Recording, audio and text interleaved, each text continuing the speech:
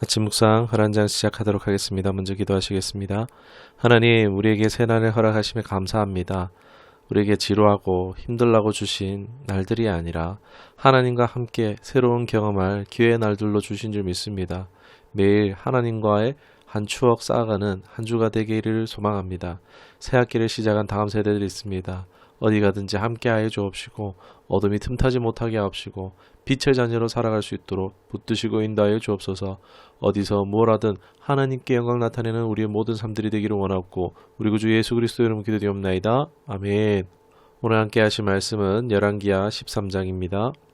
1절, 2절, 10절, 11절 말씀 보시도록 하겠습니다.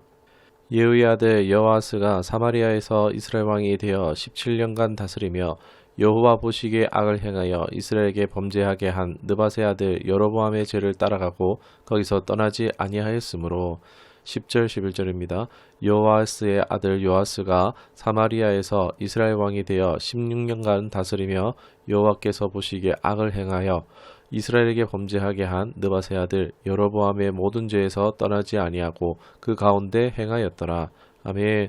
오늘 말씀의 제목은 은혜를 맛보고도 우상 숭배하는 북왕들 뭡니까? 라는 제목으로 말씀 나누도록 하겠습니다. 본 열왕기하 13장은 북이스라엘의 두 왕의 통치 기사가 기록되어 있습니다. 둘 다 예후의 자손입니다. 앞서 예후는 종교개혁을 했었습니다. 절반의 성공과 실패라는 제목으로 말씀도 나눴었죠. 하나님께로부터 이제 예후가 4대까지 보존되리라는 약속대로 예후 왕조가 현재 북왕국에 이루어지고 있는 것입니다. 이스라엘 왕으로는 먼저 예후의 아들이 이제 11대 왕 여호아스 그리고 그의 아들 12대 왕 요아스가 등장하고 있는데 남유다의 요아스와 이름은 같지만 다른 사람입니다. 이쯤 와서 사실 느끼는 거지만 북왕국에는요 선한 왕이 한 명도 없습니다. 하나님을 제대로 섬긴 왕이 북왕국에는 없다라고 할 수 있습니다.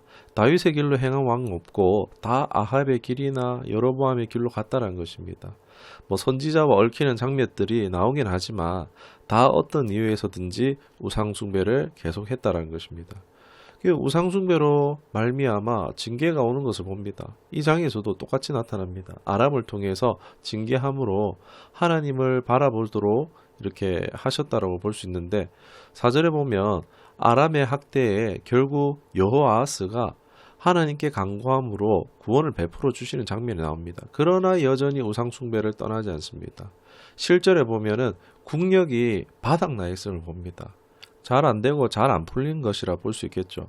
그런데 이방 국가들을 보면은 우상을 섬기면서도 죄악을 그렇게 많이 지음에도 불구하고 막강한 힘을 가지고 잘 유지하는 모습을 보여줍니다. 그러나 이스라엘은 어떻습니까? 그들이 부러워서 우상 숭배를 따라하죠.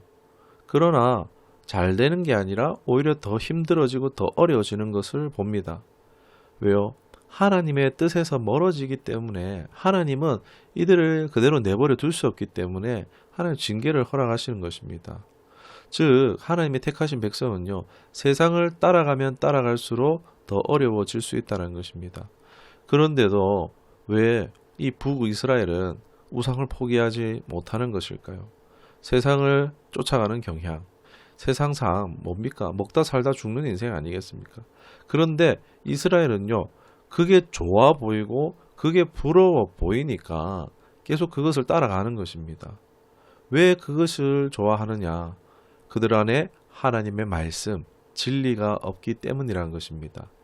여호아스에 이어서 아들 요아스도 보면은 여전히 하나님을 떠나 우상 숭배하고 있는 모습을 보여줍니다.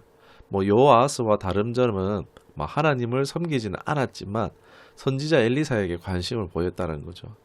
저자가 본장에서 의도적으로 둘을 좀 비교하고 있는 것도 있는데 둘 다 같이 우상 숭배를 했음에도 불구하고 요아스를 좀 더 명예롭게 기록하는 것을 볼 수 있습니다.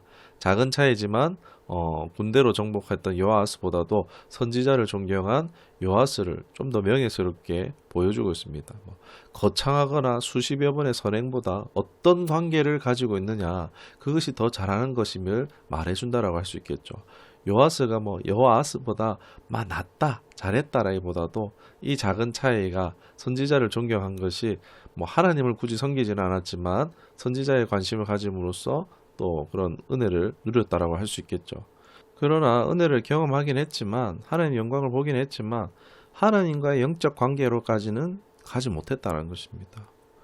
여러분, 왜 도대체 북이스라엘 왕들은 하나님의 기적, 능력, 은혜를 경험하고도 이 우상 숭배를 왜 도대체 버리지 못하는 것일까요? 사변적인 이유, 정치적 이유 뭐 이런 것들이 있겠지만 제일 중요한 것은 그들 안에 하나님의 말씀이 진리가 없기 때문이라는 것입니다. 아무리 은혜가 있어도 기적을 보아도요. 하나님의 말씀이 없으면요. 하나님께 더 가까이 나아갈 수 없다는 것입니다. 무슨 얘기냐? 여러분 사람 안에 기호라는 것이 있습니다. 뭔가를 선호하는 기호, 뭔가를 좋아하는 기호라는 게 있죠. 그런데 이 기호라는 것이 바뀌지 않으면요. 어떻게 될까요? 끊어지지 않는 것입니다. 아니 죄가 미워지지 않으면요. 아무리 내가 뭐 죄를 끊기 위해서 노력하는데 그게 소용이 없다는 것입니다. 마음으로 이미 그것을 추구하고 있잖아요. 그러니까 진리의 말씀이 우리 안에 거함으로써 가치관이 바뀌어지고 우리의 기호가 바뀌어지는 것인데 그러나 말씀이 없을 때는 그 기호가 바뀌지 않기 때문에 여전히 세상이 좋아 보이는 것입니다. 세상이 좋아 보니까 우상 숭배를 버릴 수 없는 것이라 할 수 있겠죠. 여러분 좋아하는데 버리는 거 그게 되겠습니까? 너무 어려운 일이죠. 오늘날에도 뭐 예배 잘 드리고 뭐 찬양 기도하는데 하나님 말씀을 읽지 않고 뭐 묵상하지 않는 그런 신앙의 양상들이 오늘날 보게 됩니다. 이런 경우 신앙의 한계를 경험할 때에 신앙의 진보를 위해서 뭐 더 큰 은혜를 찾아 산만리하는 것을 볼 수 있습니다. 이 교회 저 교회 가보고 세미나 어떤 단체를 찾아가 보기도 합니다.